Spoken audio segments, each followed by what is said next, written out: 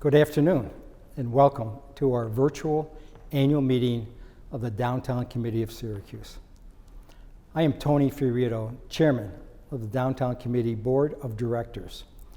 We appreciate you taking time out of your busy schedule this afternoon to be with us today as we highlight the people, projects, and places that have contributed to downtown Syracuse's growth and progress.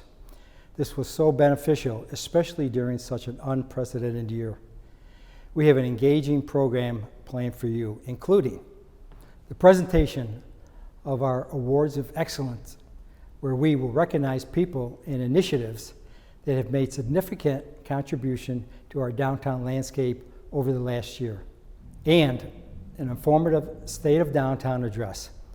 If you hear something that excites you today or want to send best wishes to our award winners, we encourage you to use the chat function at the bottom of your screen.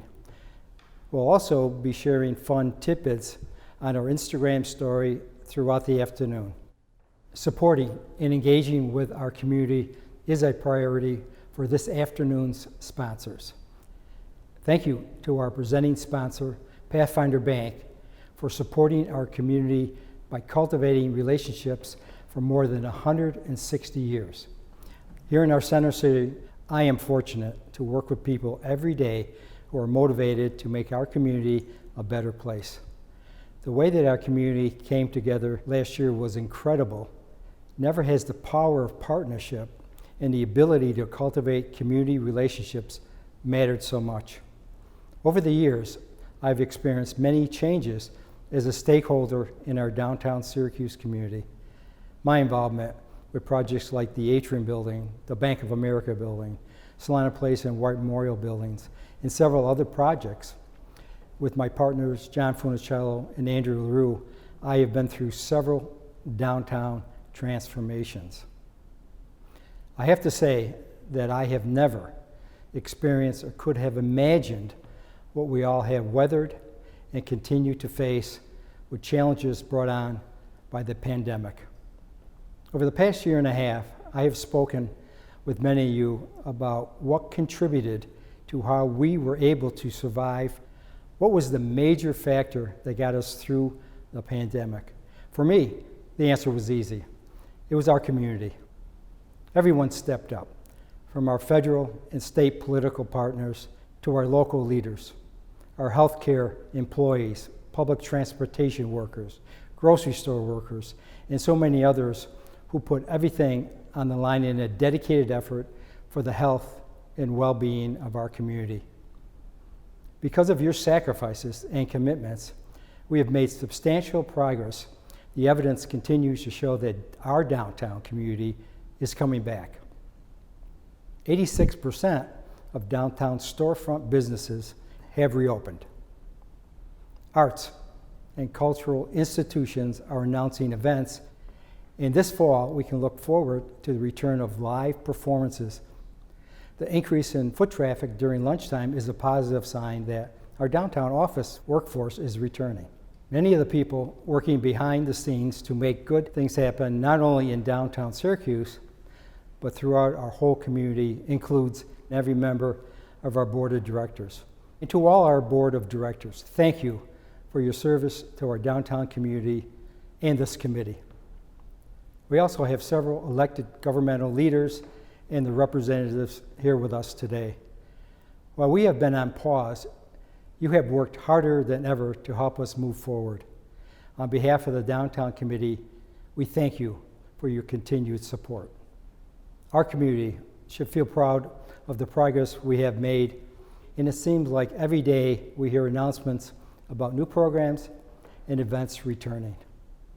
Much of these accomplishments can be credited to the drive and expertise of our local leadership. County Executive Ryan McMahon's quick actions and daily updates provided stability throughout every step of the pandemic. His team on a regular basis communicated with our businesses and actively looked for input, even today, related to our reopening needs. I consider Ryan not only a personal friend to me, but to our entire community. we are pleased to welcome the Onondaga County Executive Ryan McMahon to say a few words. Ryan. Hi everybody, I'm Onondaga County Executive Ryan McMahon, and I want to thank you for the opportunity to share some thoughts and reflections over the last 16 months that we've all been through. To really put in perspective what we've been through, we need to remember where we were before this pandemic. We were in a position where our community was seeing unprecedented growth. Our downtown was thriving, job creation at levels we hadn't seen in decades. We saw alignment in our leadership and our intentions. And then we were tested. And we were tested with the ultimate test for our generation. We had to deal with the 100-year pandemic. And it wasn't easy. Every day we felt anxiety. We felt fear. We may have gotten sick. We may have known somebody who gotten sick. And we may have known somebody who lost their life. We felt the anxiety about knowing somebody that maybe lost their job, somebody that was having mental health challenges. But what we learned is when we work together, we can accomplish great things.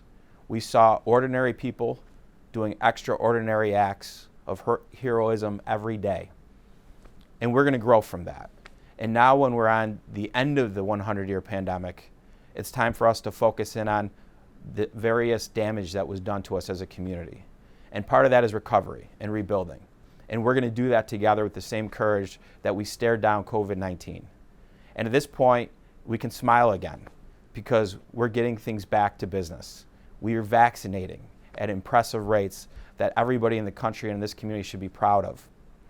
And our downtowns are going to come alive again. People are going to make investments. People are going to come back to work. And we are going to celebrate in this community like we haven't before. So I wanted to thank all of you for what you have done for your families and for our community over the last 16 months. We would not be here today without all of your work, all of your courage. And trust me, we are all stronger today than we were before March 16th of 2020. I can't wait to see all of you in person. Thank you, Ryan. Collaboration is the key to success.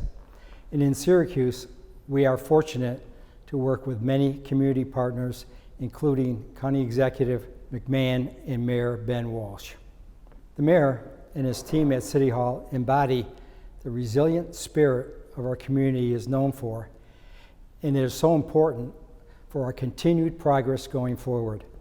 The city moved at nimble speed to identify ways to support businesses hardest hit by the pandemic. The city introduced new programs while keeping a focus on strengthening our neighborhoods. Our mayor has always been a champion for our community, and at this time, I would like to introduce him to say a few words. Mayor Walsh. Thank you, Tony. It is my pleasure to address the Downtown Committee of Syracuse annual meeting this year, and what a year it's been.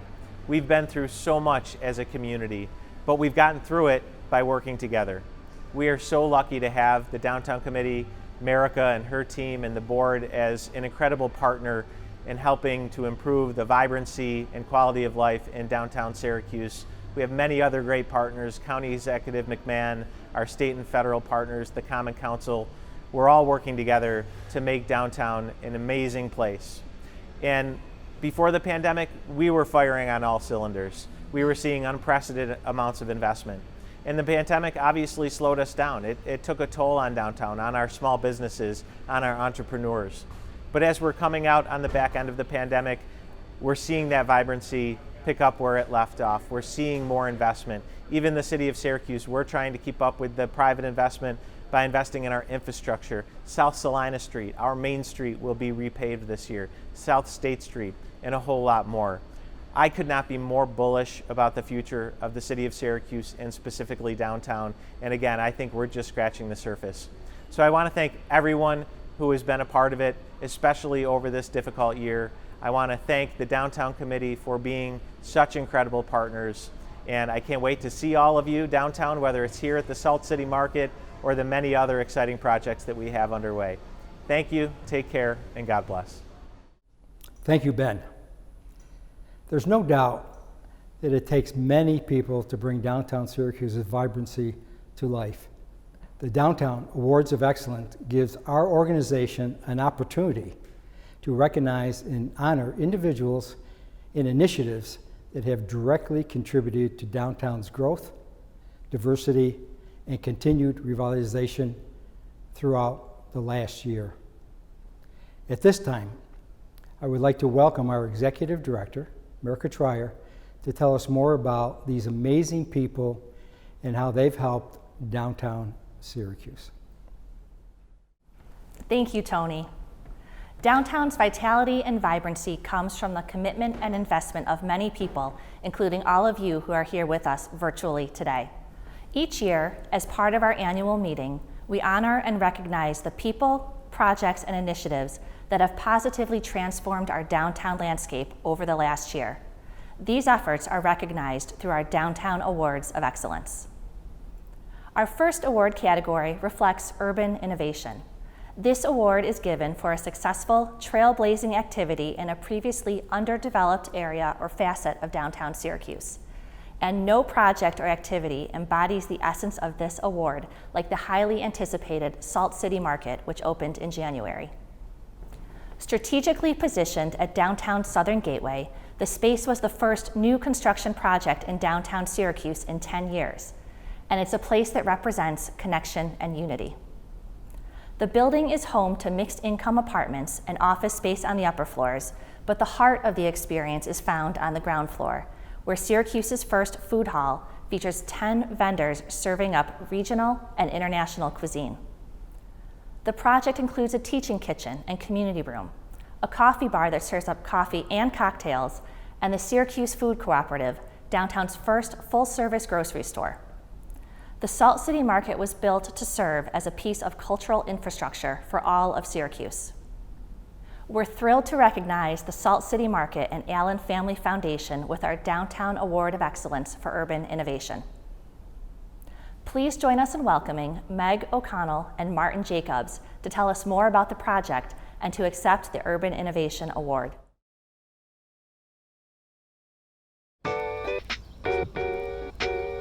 People walk into this building and they say, wow. I think when most people would think about this lot, they would have never envisioned this building that's here now. Salt City Market is a 4-story building, 78,000 square feet. So the Salt City Market opened up on the coldest day of the year on January 29th of 2021. I think the highlight for many is the first floor, which is the true heart of the Salt City Market in that it is 10 vendor stalls from minority and women-owned businesses. And then we also have the Salt City Bar and the Syracuse Co-op, the grocery store, something that we know that we have needed. And then we have the offices and 26 mixed-income apartments. Everybody can connect through food. This is the place to come together. We are very grateful for the Downtown Committee in acknowledging the Salt City Market with the Urban Innovation Award. We are just beginning, and this is just one of many projects that I hope over the next few years will continue to be the future of Syracuse. Congratulations, Meg and Martin, and thank you for your leadership in creating a space that brings our community together. The Heart of Downtown Award is given for efforts that positively affect how people feel about downtown Syracuse. This year's award recipient is someone who consistently and actively contributes to the growth and vitality of our community. At the Downtown Committee, we're fortunate to work with many individuals who make downtown a better place through ideas, initiatives, and investments. Over the last year, one woman's optimism and ability to bring people together while inspiring other women and minority-owned businesses is especially noteworthy. Not only did Syracuse Richardson leave her job as an engineer to pursue her dream and passion project, she opened Ecodessa, her sustainable fashion boutique, in the middle of a pandemic. Just as many businesses were starting to reopen, Ecodessa celebrated its grand opening along the 300 block of South Salina Street in August. Opening during a pandemic meant Syracuse had to pivot quickly, introducing virtual events like sip-in shops to bring products to people shopping from the comfort of their own homes. Syracuse never misses an opportunity to celebrate those around her and continues to foster a network of women-owned businesses finding ways to creatively collaborate. In Ecodessa, Syracuse wanted to unite style and awareness, making both accessible for the everyday woman, But for her, it's more about bringing people together than selling the products. For her commitment to serve our community from the heart of downtown, we're thrilled to introduce Syracuse Richardson, our Heart of Downtown Award recipient. EcoDesa is a retail company. We are dedicated to purpose-driven, ethically made, sustainable fashion brands. I always want this space to feel like a bit of an escape. Leaving my career as an engineer and opening EcoDesa during a pandemic was very scary, but everyone has been so supportive. The downtown community, I really like that it feels like a bit of a family. It is a new energy in downtown Syracuse. I really want to see more Black-owned businesses. I would love to serve as an example and an inspiration to others. My daughter cut the ribbon of my store opening on August 31st. The example that I'm setting for other women and girls really starts with her. Thank you so much to the Downtown Committee for thinking of me and for giving me this honor of receiving this award. When you're coming to visit Syracuse, absolutely stop and see EcoDesa when you do. Congratulations, Syracuse. Thank you for bringing your energy and boundless enthusiasm to the heart of our city. The Perfect Partner Award is given to individuals, organizations, and initiatives whose advocacy and commitment positively impacts downtown Syracuse and our community as a whole. When reflecting back on 2020, we challenge you to think of a better partner than Onondaga County under the always forward-thinking leadership of County Executive Ryan McMahon. The county's advocacy on behalf of area businesses to reopen helped businesses survive. The regular communications and Facebook addresses kept our community informed. We understood where we were in the pandemic and also got to hear about good news items happening throughout our community. Most recently, the county introduced the Keeping It Local gift card program, benefiting area restaurants by matching purchases made by patrons, driving more money into our economy. Onondaga County has been an incredible partner in how it led us through the COVID-19 pandemic response and now into recovery.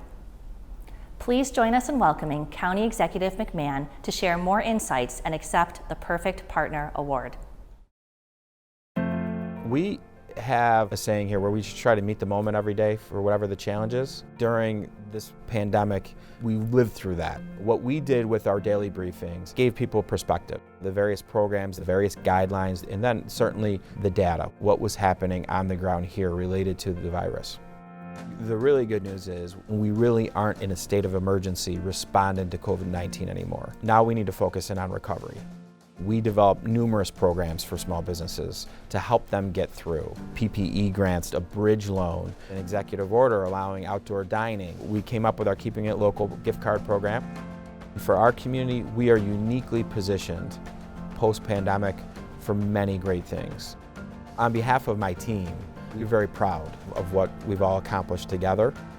This was our job, and we were going to do it, and we're going to do it well. We've learned how to do this as a community, and we're going to be so much stronger moving forward. On behalf of the Downtown Committee, thank you, County Executive McMahon, for the county's continued partnership in leading our community forward. Congratulations again to our award recipients. Our annual report provides an overview of our signature events, programs, initiatives, and the impact these activities has had on our downtown community. As the steward of the downtown district, the Downtown Committee of Syracuse, led by our Executive Director, America Trier, actively supports our dynamic downtown and lays the foundation for future growth.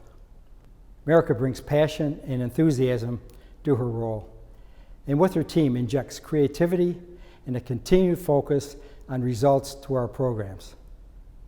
I am pleased to welcome back our Executive Director, America Trier, to present the State of Downtown report. America?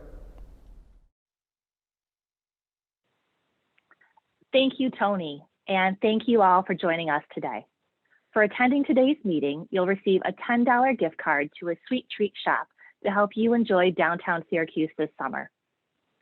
As Tony mentioned, our annual report highlights initiatives delivered by our team over the last year and covers downtown's progression through the pandemic.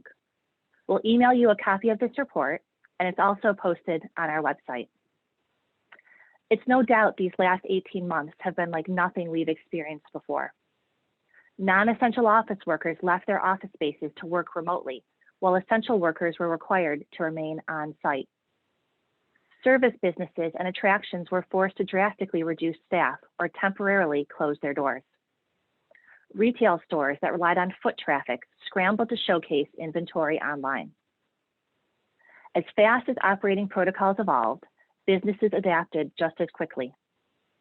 And then there was the emotional toll, balancing care and concern for family and loved ones while trying to protect our community's health. As we endured this shared hardship, our spirit to support each other never wavered. In fact, it grew stronger. Restaurants donated meals to frontline workers. And as restaurants gave back, neighbors eagerly stepped up to show support for their favorite businesses. Patrons went out of their way to order takeout meals, share positive reviews, and purchase gift cards. Our federal and state delegations advocated for COVID relief and recovery programs. Senator Schumer and the American Rescue Plan. Senator Gillibrand pushed for child care funding. Congressman Katko pushed for bipartisan COVID relief. Our governor and lieutenant governor were on top of this from the very beginning. Senator May pushed for IDAs to be able to offer grants. Senator Mannion kept focus on workforce training and apprenticeship programs. Assemblyman Sturpey's working group developed $1 billion in targeted grant programs. Assemblyman Magnarelli continued his strong community engagement, and Assemblywoman Hunter maintained her focus on strengthening downtown's Southern Gateway. Locally, Onondaga County Executive McMahon and his team fielded community needs, developed business support programs, and managed vaccine rollout. Syracuse Mayor Walsh and his administration introduced curbside pickup zones, waived permit fees, and offered grants. The Syracuse Common Council never lost focus on responding to resident needs and kept initiatives moving. Collectively, this is how New York led the way through the pandemic. In September, a community-wide partnership encouraged our community to safely and responsibly return to their favorite places that reopened. Through a series of creative messages, Put the U Back in Syracuse fueled reconnection. The community-minded focus and creativity that Mower infused into the campaign created an energy that people were proud to rally behind. And thanks to 11 media partners, this message was carried into the community through television, print, and social media platforms. The way we came together this last year provided inspiration for all of us to keep pushing forward. From a downtown committee perspective, our environmental maintenance and security teams were on site throughout the closures, cleaning and patrolling, taking care of downtown. Our marketing and communications team worked overtime to increase our newsletter distribution, communicating the most up-to-date information. Social media was populated with activities of the day, curated suggestions about the many opportunities to safely engage with downtown. Our economic development team stayed current on ever-changing guidance and new funding programs, distilling the information into weekly business messages, providing businesses with needed information. And knowing that bringing customers through doors was critical as part of our recovery, we introduced a new storefront tips guide, which the International Downtown Association recognized with an award of achievement. Even when our lives were on pause, work in downtown Syracuse never stopped. In fact, $80 million of investment activity was completed during the pandemic. Right now, $172 million of development is underway or announced. In 2020, 281 new residential units were completed, providing room for downtown's population to grow another 12.5%. Continued residential growth was demonstrated in major redevelopments like the LaHinch Group's transformation of the Addis building on Salina Street, and the much anticipated opening of Carnegie Development's Washington Place.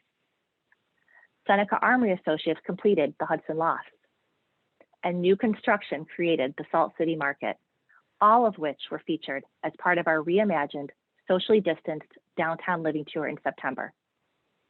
Developers Troy Evans and Joe Sisko completed Common Space, an interconnected network of buildings.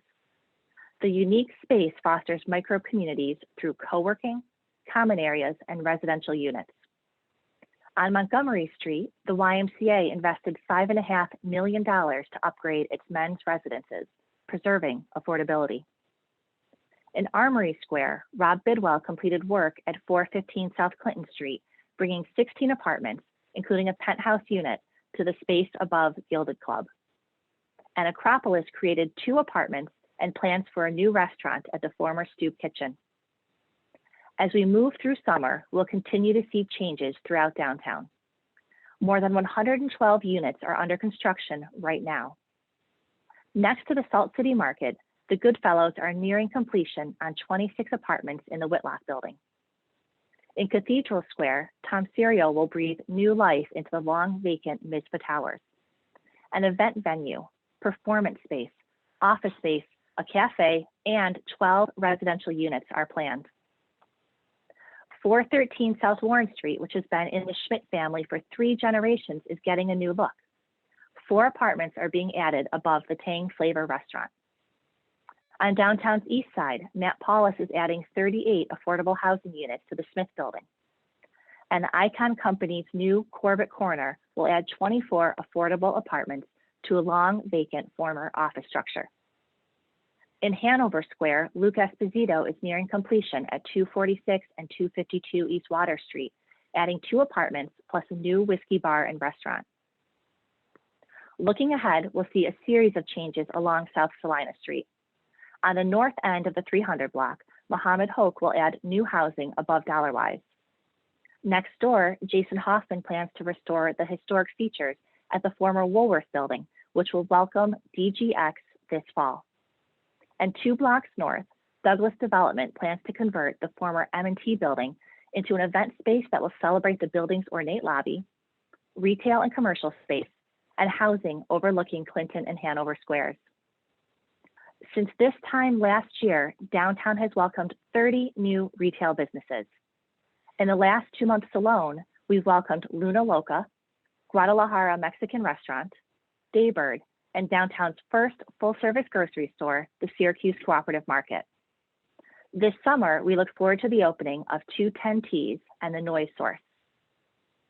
Downtown's variety of cuisines continues to expand. This experience was put on full display in February through a month-long Delicious Downtown Deals promotion. And earlier this month, more than 50 restaurants dished out deals for Downtown Dining Weeks. Just 3 weeks ago, the city's Weekends on Walton returned, expanding outdoor dining experiences.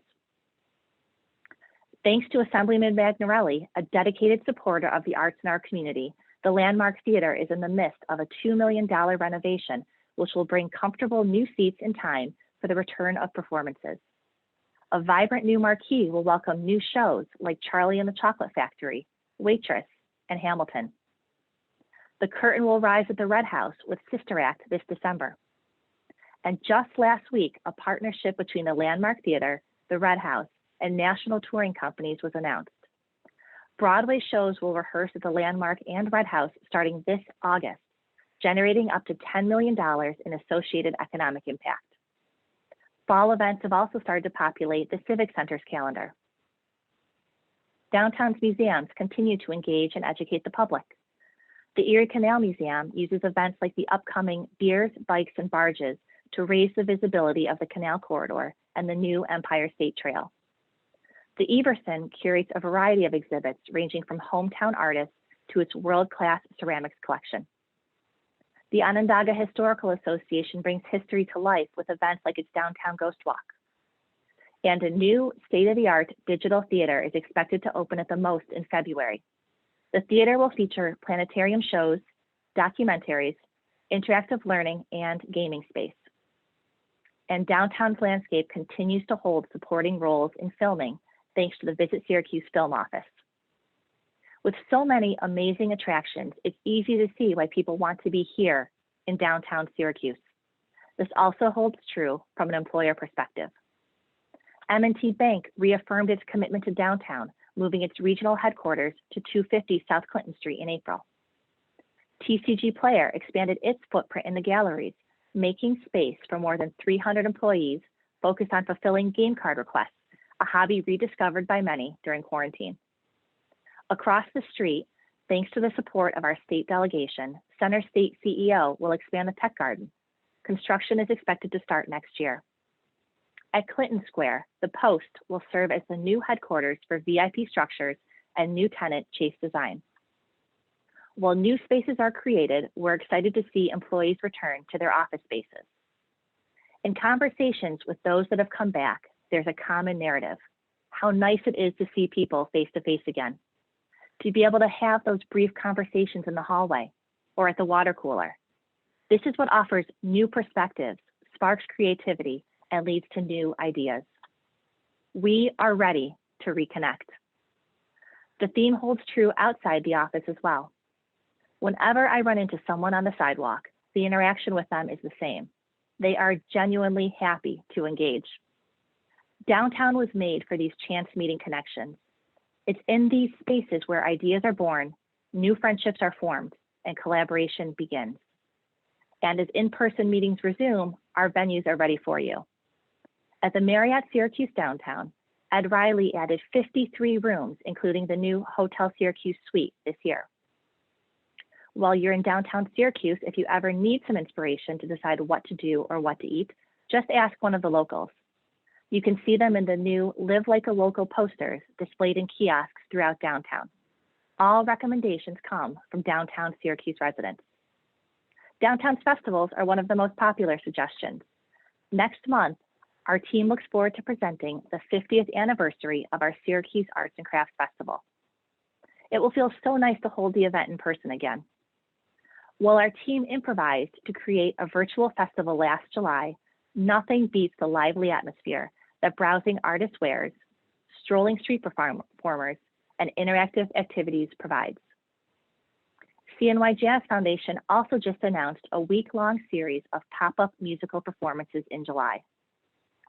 On Sundays throughout the season, City Market at the Everson Plaza and Shop Small Sundays at the Salt City Market present opportunities to peruse special pieces made by local artists. Every Tuesday at our downtown farmers market, Clinton Square is a place to find locally grown fruits, vegetables, plants, flowers, and fresh baked goods. During the holidays, we partnered with Galaxy Media to help families skate, shop, taste, and discover their way through downtown Syracuse. 34 retailers, restaurants, and other businesses helped make spirits as merry as possible by transforming their windows into engaging holiday scenes in our annual Window Wonderland contest.